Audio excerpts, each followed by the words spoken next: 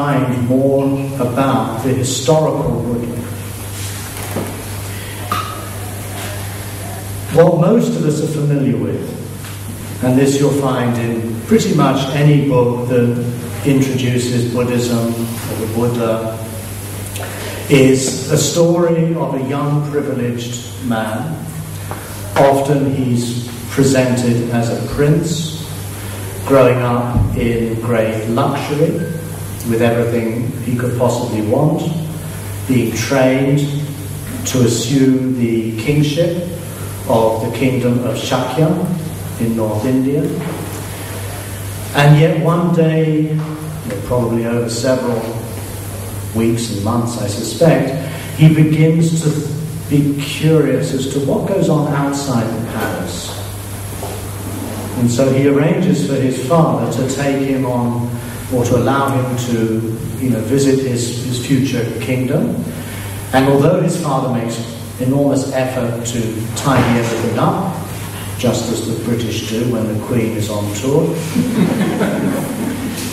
nonetheless, the young prince comes across a sick person, an aging person, a corpse, and a wandering samana, which means like a sort of mendicant or monk. And these four sights, as they're called, have a very powerful effect on him. He realizes for the first time that although he is destined for great power and wealth, nonetheless, like all human beings, he is subject to sickness, aging, and death. And it's on these occasions that he then finds within himself this yearning to resolve what it means to be born into this world, only to be evicted from it at one's own death. And this is what then triggers him, through the inspiration of the wandering samana, to seek some resolution to this crisis. And over 6 years, he undergoes different forms of ascetic practice. He becomes very proficient in the different meditation techniques of that time. None of these work for him, and so he decides to sit beneath a tree, the so-called Bodhi tree, and then achieves what is called awakening, enlightenment. And after initially hesitating, thinking that people won't understand what he's understood, he is inspired finally to start teaching, and he does that for 45 years throughout the area of what is now Bihar and Uttar Pradesh, until around the age of 80 he actually eats some poisoned or some bad pork, and this triggers his death, and then he dies in a place called Kusinara or Kushinagara. That's probably a story all of you are familiar with, and you're thinking, oh God, I'm going to hear this again. Well, I'm only saying it really to just put this talk into a framework. A lot of what I've just told you is simply not borne out by the early texts themselves, nor is it borne out by archaeological excavations in the areas where the Buddha grew up. It reflects a story that was developed over the centuries after the Buddha's death, and finally sort of put into its definitive form around the 2nd century AD. That's about 600 years after the Buddha died, by a man called Ashvaghosha, in a text called the Buddhakaita, the Acts of the Buddha. And that's become the sort of definitive template of the Buddha's story. But if we look into the earliest canonical materials, and I'm particularly interested in those found in the Pali language, a very different picture emerges. For a start, the Buddha was not a prince.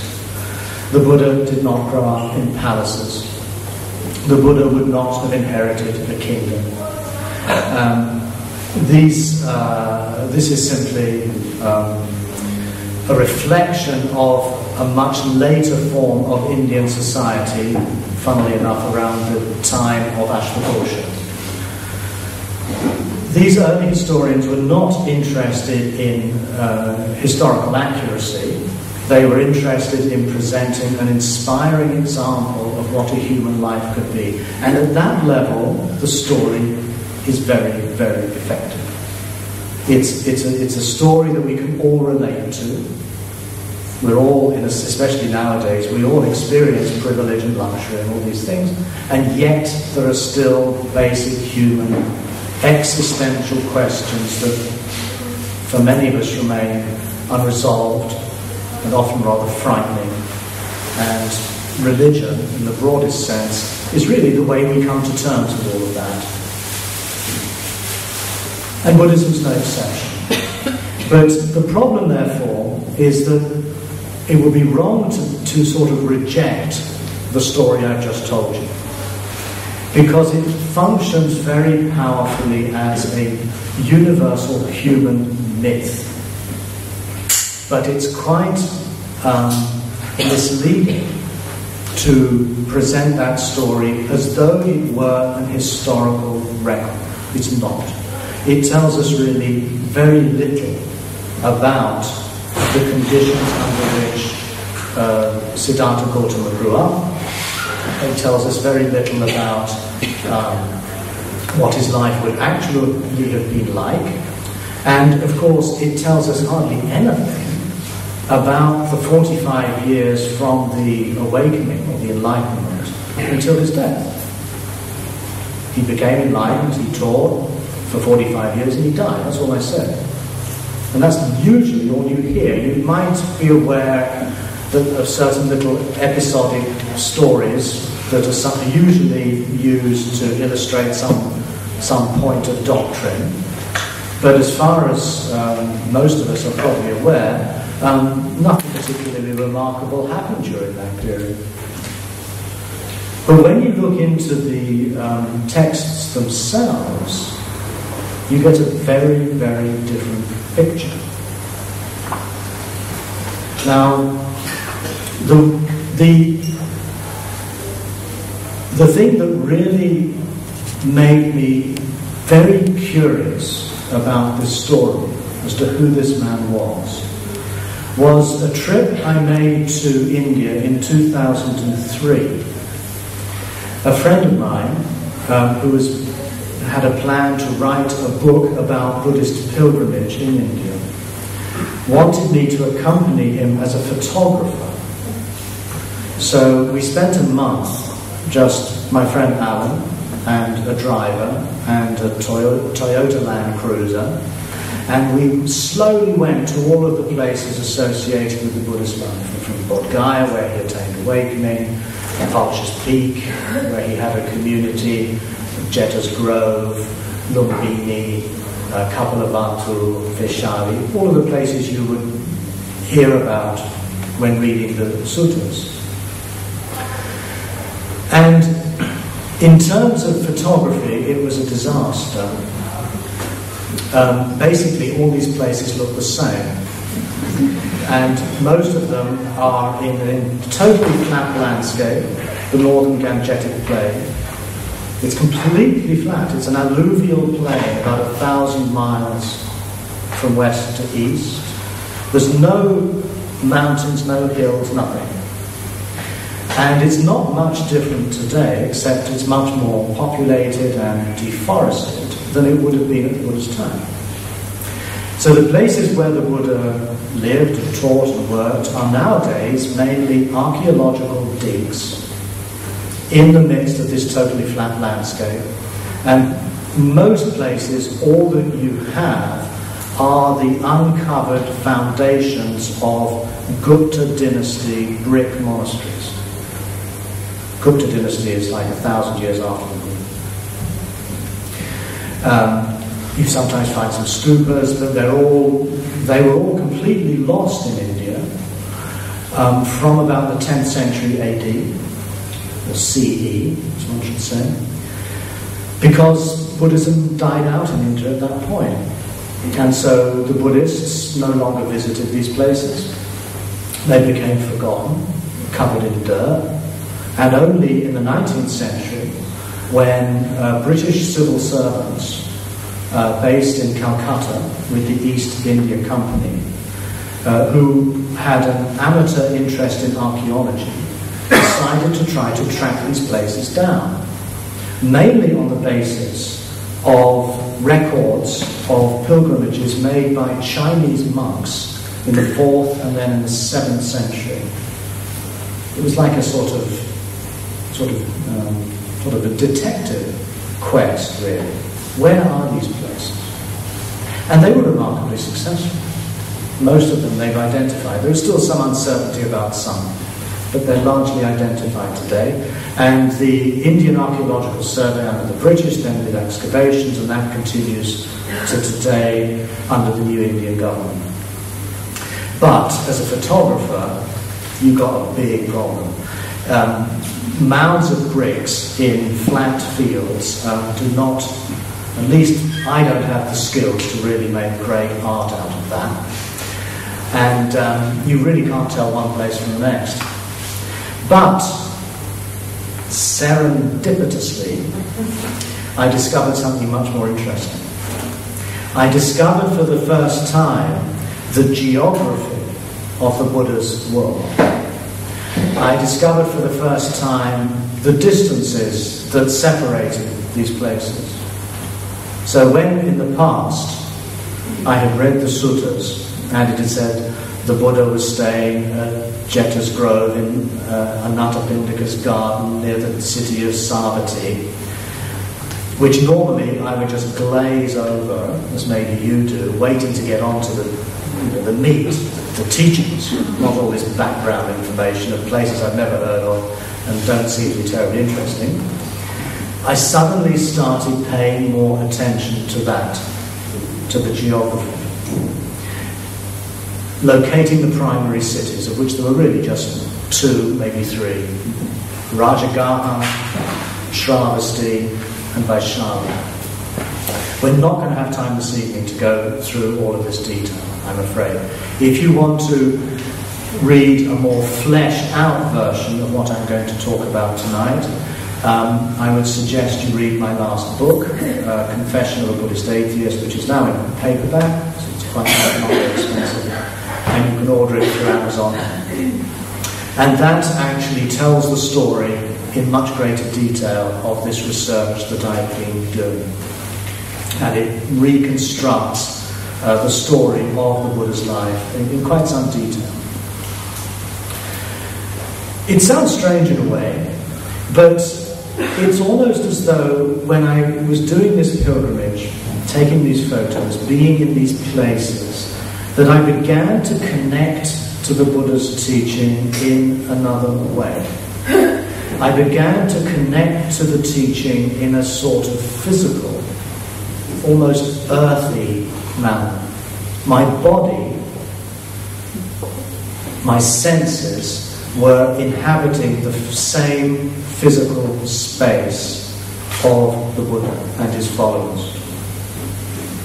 And this somehow, particularly for me, I'm somewhat an intellectual person, I found this really rooted my sense of what the Buddha was teaching in a kind of physical environment. I don't want to sound too mystical about this, but it added a dimension to my understanding of Buddhism that up until then had been missing.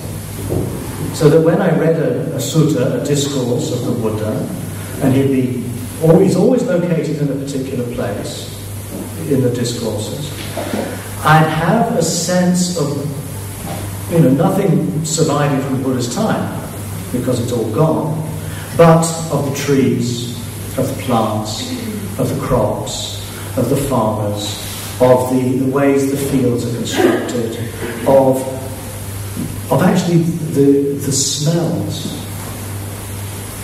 If you've been to that part of India, it's sort of subtropical, so it's very humid often, very pungent, rich with the smells of the natural world.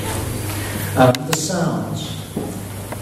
When the Buddha talks about the organ of seeing and hearing, the organ of the nose and smelling, suddenly it's not just in the abstract, it's rendered that much more concrete. There's a connection now, not just to the ideas, but to the locations in which these ideas were first introduced and then developed.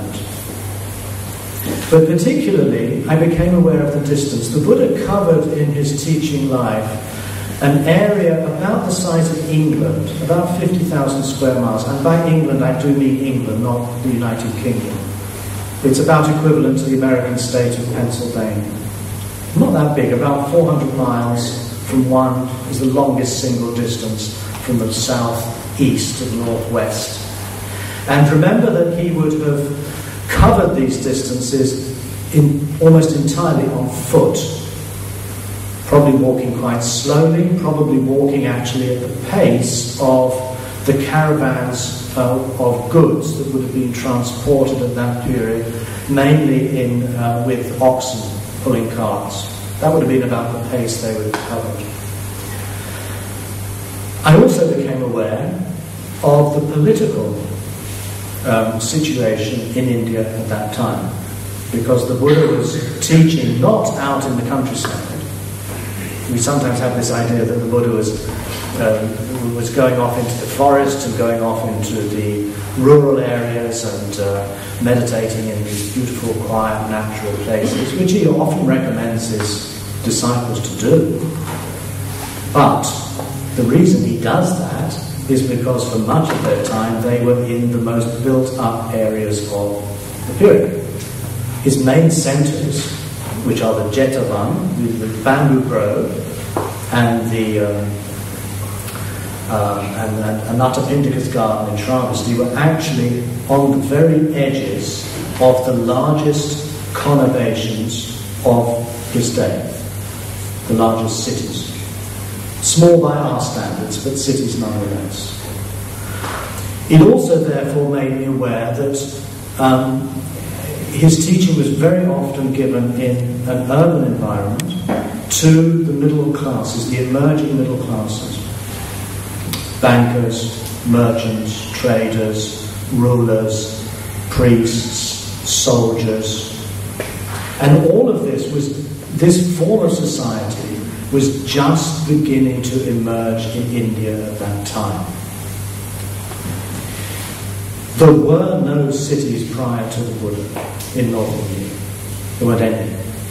The city was only made possible because of the economic affluence of the Gangetic basin. In other words, the agrarian society that had been in place for probably 1,000 years or more before the Buddha was sufficiently developed to begin to produce surplus, in other words, more than was needed just for survival. And this surplus was what enabled the emergence of the first kingdoms. In other words, this extra wealth could be used to employ standing armies, on the one hand, and on the other hand, it was able to provide for these samana, these wandering monks and nuns. It wasn't just monks, there were also women included amongst these wanderers. And they were only able to do this, which is still a practice you'll find in Buddhist countries in Asia today, the alms round, because there was enough surplus produce to be able to feed them. We often forget these rather basic things.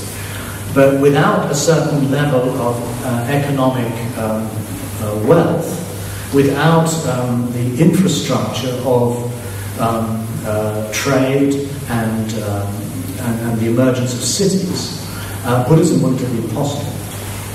Now, the Buddha was born at a time just when all this was happening. The idea, therefore, that he was a prince who was going to inherit a kingdom is completely false. His father, Suddhodana, would have been the leading figure of what we would nowadays call an oligarchy, a small agrarian oligarchy. In other words, a small community, usually a kind of confederation of families and clans and tribes that would run their affairs.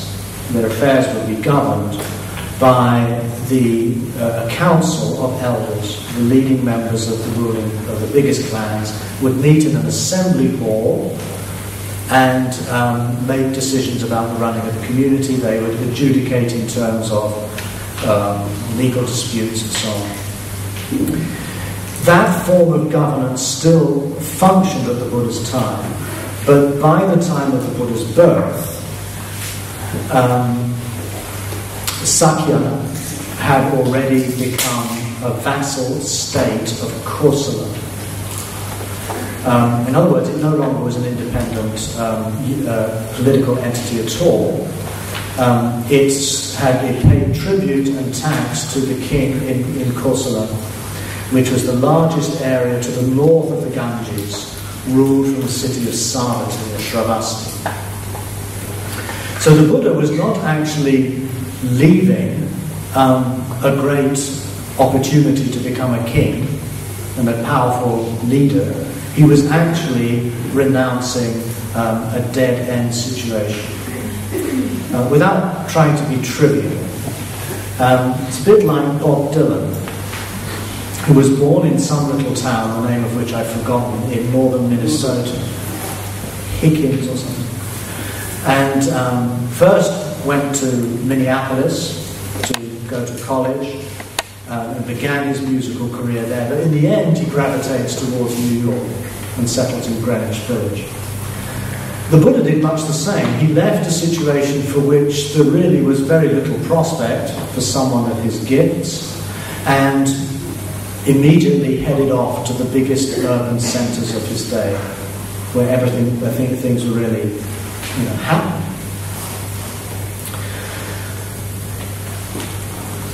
It's also worth bearing in mind that we have very, very little information in the earliest texts about what the Buddha did up until the age of 29. The age of 29 is one of the few points at which we can have some degree of confidence that was when he left home, because it's a very uneven, very irregular number. The Pali texts are full of 5, 50, 500, 5,000, 80, big round numbers, which shouldn't be taken literally. But 29 is very odd, and he says in the Mahaparinibbana Sutta, the great discourse on his own death, for his last months, that he left home at the age of 29. I'm going to take that as one of the few fixed points in this narrative. Now, we also know that prior to his leaving home at the age of 29, he had a son, Rahula, or who is called Rahula. It seems unlikely that would have been the name given to the boy. It's actually a rather negative idea in India. Now, this is odd. Why? Well, because in that culture, children would have been married from those sorts of families probably in their early teens, and their first offspring would have been born usually when they were 18 or 19, 20 years old. In the Buddha's case, we have a very late birth of a first son.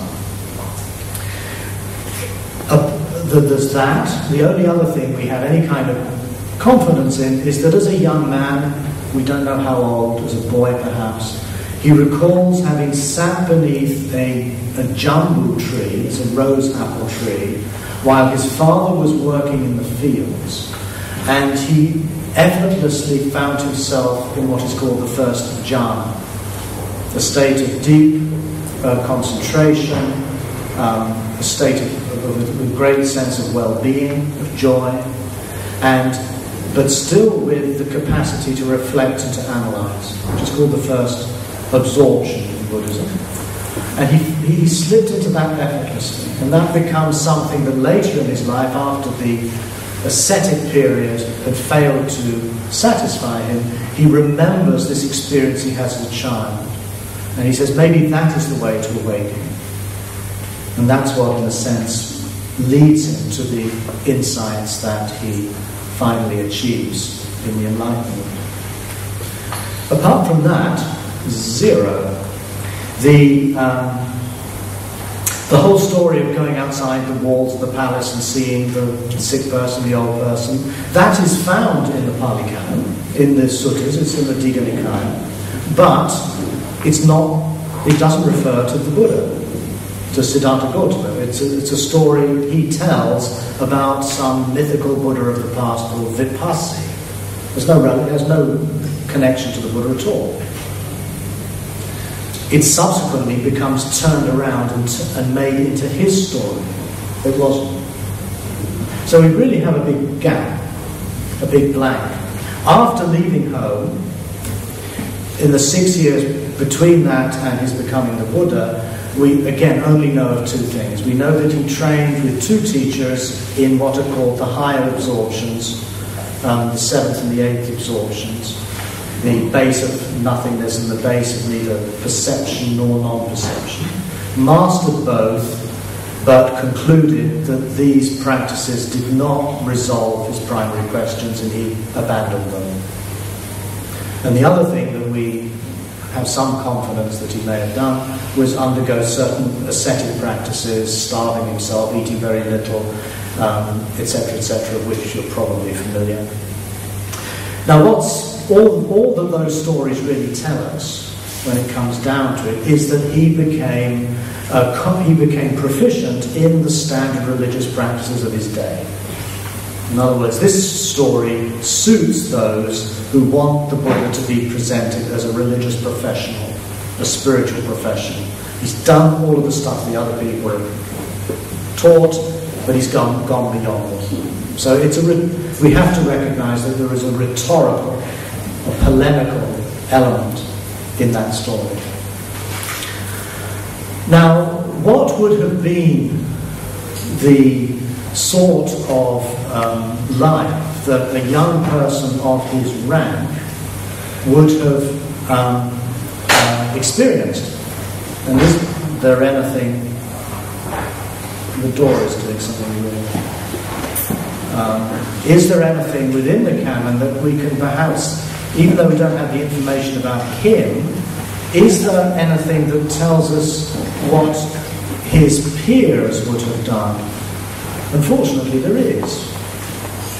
There's a number of people. King Pasenadi of Kosala, who is one of the most important figures in the story of the Buddha's life, although I suspect many of you have never heard of him.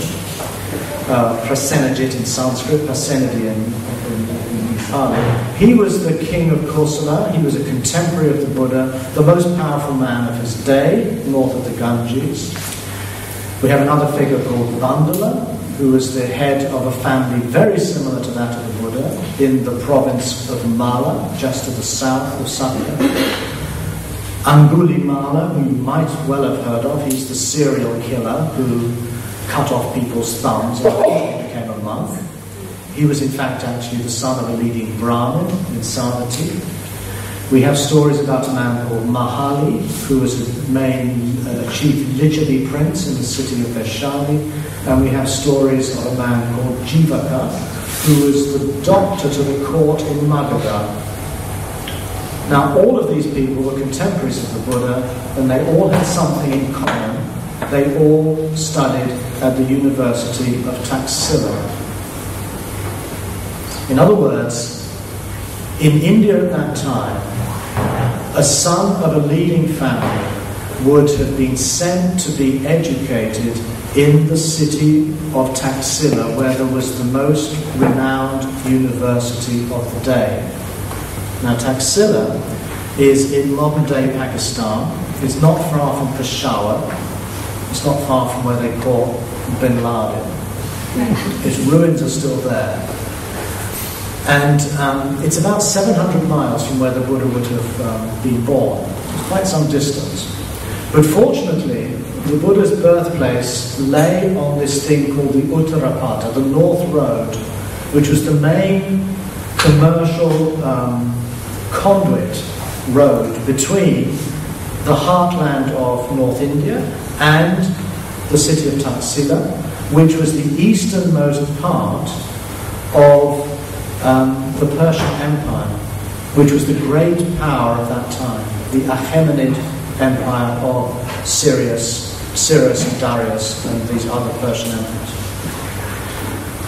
Even if the Buddha himself did not go to Taxila to be educated, he would have grown up and lived in the company of men who had.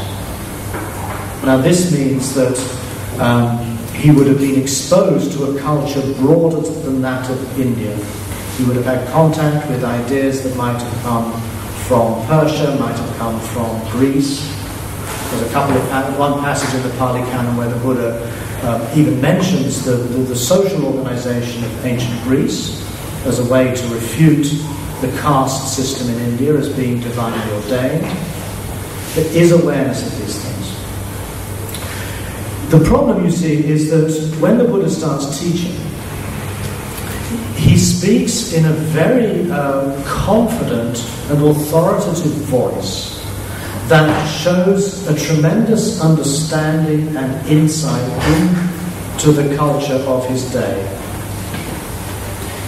He has a very ironic, sometimes parodic, understanding of the Upanishads, of the classical teachings of ancient India. He's familiar with the ascetic practices and the meditation practices, as we've seen, but I find it very difficult to think that his awakening was just the product of having seen through the exercise of asceticism or deep meditation, and then he found out something else.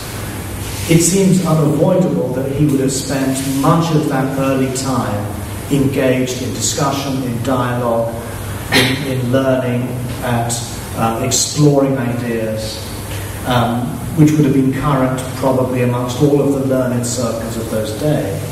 And his awakening, I think, is a breakthrough into a totally different way of seeing the world. And this is what I find to be so powerful in the early canon, is that the Buddha is teaching something that is really quite original. His key ideas cannot be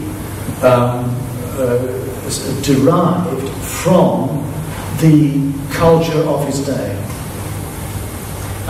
In several key areas, particularly his emphasis on dependent origination, his emphasis on the idea that the world and our experience is the consequence of causes and conditions, many of which are in fact our own previous thoughts and actions, that the world comes into being not through the grace of God, through the power of some deity, but it comes into being through the actions of those who inhabit it. He rejects any notion of there being a permanent, eternal spirit or soul within the human being. He sees instead, as many modern philosophers and psychologists would see, he sees that the human person evolves out of circumstance, out of conditions, out of choices, that we become who we are rather than are born as what we are, which is the view at the time. And he also has a radical critique of the social fabric, the social structure of that of the caste system in India. So when we listen to his teachings, we find that he's saying something that would, for many of the people of his time, been very shocking. And when he presents, for example, his understanding of meditation, and his main focus is on the practice of mindfulness, he teaches a form of meditation which goes literally in the opposite direction to what would have been normative at that time in India. In other words, in the Upanishads and in the Jain practices, meditation is very much a process of turning the attention inwards into the very root or the very heart of your own inner experience, until you get to a point where you have a direct experience of your Atman, your soul, which is equivalent or identical to the nature of the divine.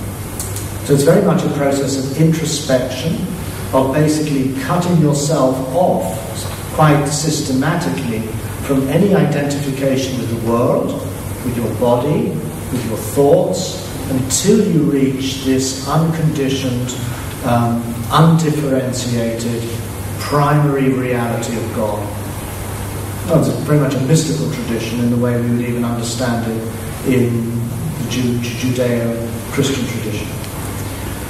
When the Buddha introduces meditation, he does something totally different. He says a monk should go into a forest and sit at the root of a tree, and when he breathes in, he knows that he's breathing in. When he breathes out, he knows that he's breathing out. When he walks forward, he knows that he's walking forward. When he looks backwards, he knows that he's looking backwards.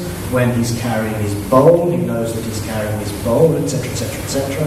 When he is urinating, he knows that he's urinating. When he's shitting, he knows that he's shitting. In other words, a meditation that turns the attention not inwards to the nature of one's inner mind, but to the totality of what is going on.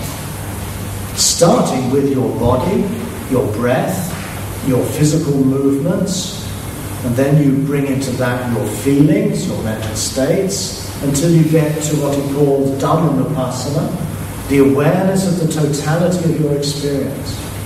Everything. What's going on, in fact, for us right now. But to be totally present and aware to all of this, and focusing on its characteristics, that it is changing, it's constantly shifting, transforming, modifying, disappearing, arising again. Noticing how this world is also saturated with dukkha, difficult to translate, something like unsatisfactoriness, imperfection, suffering. And also noticing that none of this is me or mine. It's simply the unfolding of impersonal processes, whether it's inside me or outside me. It's just stuff coming and vanishing, arising and passing. And that is the world the Buddha seeks to make us acutely aware of. And that's the basis for the whole path that he teaches. So this is a very radical way of teaching meditation, at least at the time. Subsequent Buddhist traditions often slip back into a more Brahmanic way of looking at it, becoming more focused on understanding the nature of mind, for example. But that's not the Buddha's emphasis at all. Now, he was radical in terms of his basic ideas, his teaching, his vision for what a human person could become. But he was also radical in terms of how he understood society. He rejected the fact that people are somehow defined at birth as belonging to a certain caste or jat or varna, but said instead that you become a farmer through what you do. You become a priest through what you do. You become a king through what you do. In other words, he brings into our sense of social identity, and remember again that this whole society of the Buddha's time was in this enormous process of transformation, change. The old ways were being challenged, not just by the Buddha, but throughout this culture. And he begins to say that what is possible for you as a person, as a man or a woman, no matter what your background, is that you can create your own life. It's what you do that defines you, not some sort of sense of your essential identity, God-given. Very revolutionary idea. Very revolutionary idea. He also compares his community to an ocean. He says, just as the rivers of India, the Indus, not the Indus, the Ganges and the Brahmaputra and so on, when they flow into the ocean, they lose their separate identity and just become part of the great ocean. And in the same way, when people enter into my community, into my Dhamma Vinaya, into my dispensation and teaching, they lose their former identities as priests, as rulers, as merchants, as workers, and become, in a sense, equal in the Dhamma, in the teaching of what he has understood. And he says, just as the ocean is permeated by the taste of salt, so my teaching is permeated by the taste of freedom. Now this passage is often cited out of context to mean that the Buddha's teaching is about some sort of spiritual freedom. If you see it in the context of the ocean metaphor, it's also about social freedom. Is that you discard your former identity as a ruler or whatever, and you open up to the possibility of becoming a person according to your own lights.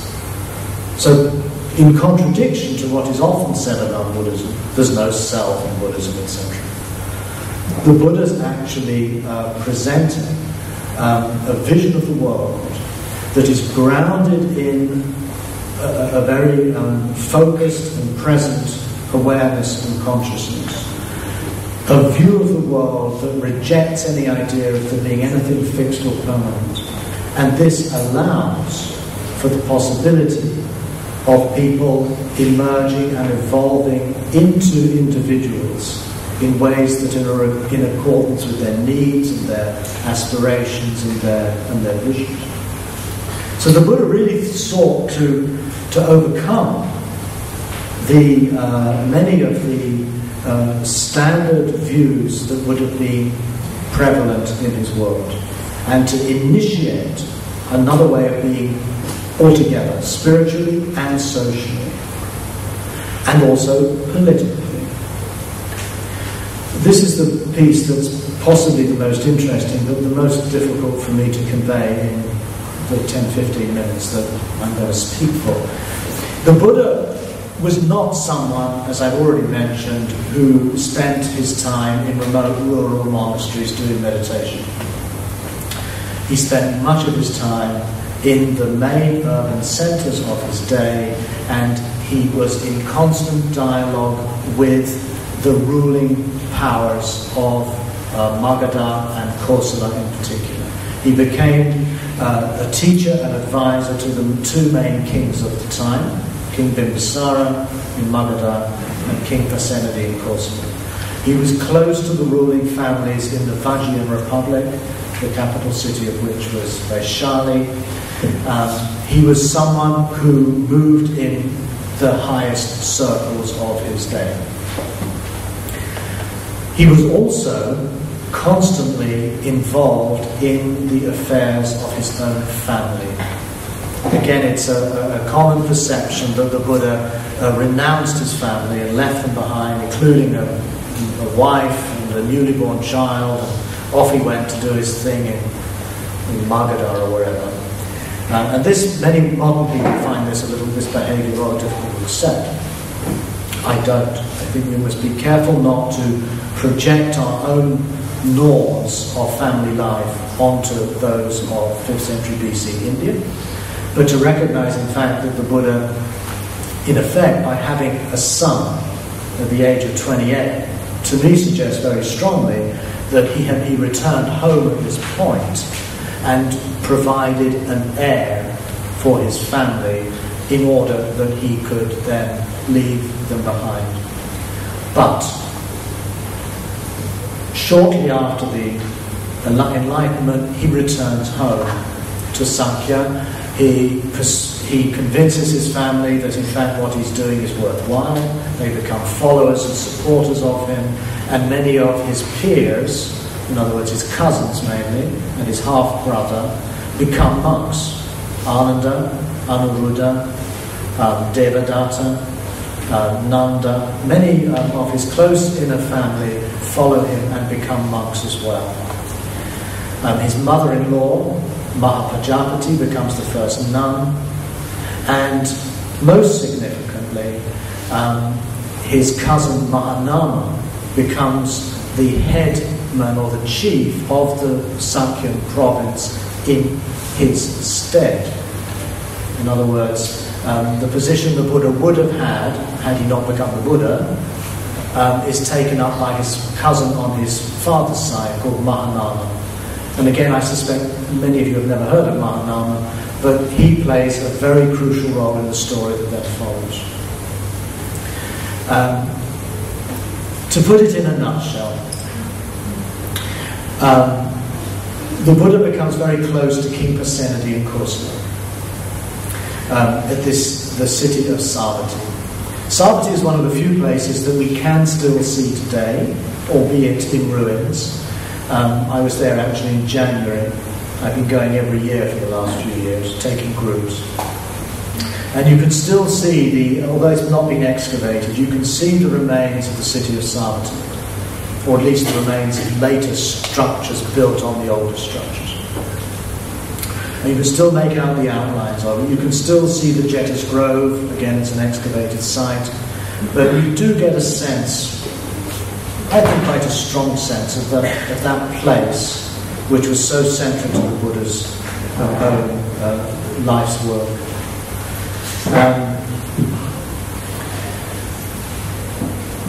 His proximity to the king put the Sakyans into a very prominent position at the court in Savatthi. And at a certain point, King Pasenadi requested from Mahanama, who was the head of the Sakyan community, to provide him with a wife. The king already had at least one other wife, someone called Malika, who had only given him a daughter, and he needed a son for purposes of continuity in those days.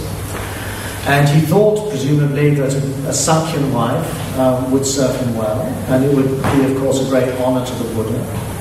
And so Mahanama is asked by the king to provide him with a noble woman from Sakya to be the royal bride. Mahanama does this. He gives the king a wife, his daughter Vasava, who's called Vasavakatya, Lady Vasava. And Vasava gives birth quite shortly after the marriage to a son, Prince Vidudaba. And then the king has now achieved what he needed, in other words, an heir. Now this would have been a point of great importance for the Buddha and his inner family. They would now have been part of the Kosalan royal family by marriage. But there was a snag, a worm in this apple, and that is that Vasavakatya was not actually a noble woman, but she was the daughter that Mahanama had fathered by a slave in his household called Nadamunda. The Sakyan community was not willing to marry outside of their immediate clans. And instead of therefore giving a noble woman in marriage to the king, they gave him the daughter by a slave. Eventually, of course, this is found out. And that really marks the end of the Buddha's standing in Savatthi. This would have occurred probably about 5 or 6 years before his death. And the last years of his life are spent in a sort of exile, mainly down in the south, in Magadha and Vaishali. And the end of the Buddha's life, which is actually described in quite some considerable detail, particularly in this text I've already mentioned, the Mahaparinibbana Sutta, the great discourse on the passing, tells us in a way that we can reconstruct in detail the last years and months of the Buddha's existence on earth. And you have actually, I think, a very tragic story. The kings that had supported the Buddha through most of his life were overthrown by their sons. New regimes came into play. The different kingdoms of North India started preparing themselves for war. By the time the Buddha dies, his whole world is breaking down into chaos and conflict. And he must have died, I think, without any great confidence that his teaching would survive. His Sangha was dispersed. His chief disciples, Sariputta and Moggallana, had both died in the months before him. The community was coming under the sway of a man called Mahakassapa, a former Brahmin, somewhat an authoritarian figure. His cousins, Anuruddha, Ananda, seem to have been somewhat alienated from Kassapa. It's really a rather tragic story. I'm going to wind up here. If you want to read that story in more detail, then I'd recommend the book I've written, which recounts this, hopefully in a way that makes it more intelligible. I've also been working for the last 6 years on a novelization of this story, spoken through the mouth of Ananda, the Buddha's attendant, and one of the most sympathetic characters in the canon. And I've imagined Ananda telling the story of the Buddha's life on the eve of the first council, which was about 6 months after the Buddha's death, when the monks gathered together to recite what the Buddha had taught. And so I create this fictional environment in which Ananda then tells this story. Obviously it's fiction, I've embellished it, I've added stuff to fill in the gaps. But hopefully one day that might be published, and that, I feel, gives a clearer sense of the sort of world the Buddha would have lived in. So the Buddha that comes through this story comes across as a very human figure, a figure who is constantly coming to terms and struggling with the issues of his day, not just the religious issues, because although that was very much central to his work, and much of the canon describes him in arguments and debates with other figures of his day, but also as someone who was deeply involved in the politics and the social issues of his time, all of which, I think, paints a picture of a very human figure, and rather questions the notion of the Buddha as this kind of perfect being, as represented in so many of the iconography of Buddhism. The figure with the funny bump on his head and the 32 marks of a great man, and this almost sort of a man-god hybrid almost, and instead brings to light a person that we could probably all identify with, relate to at some level. And in doing that, I think we also, or at least I have found, that this version, or this telling of the Buddha's story, also humanizes the teaching itself. It makes it into a teaching that's very much about living in this world, living in a world of society, of politics, of ideas, of philosophy, of psychology, of religion, but concentrating really on how the Buddha would have dealt with the circumstances of his time. And this, I think, is of value for us today.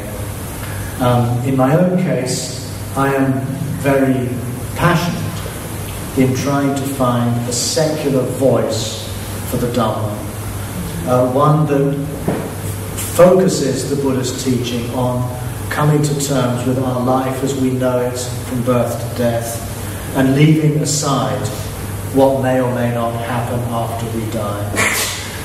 Recognizing that the Buddha's teaching is trying to understand the dukkha, not just of my own personal suffering, but the dukkha of the world, the dukkha of society, the dukkha of conflict between communities.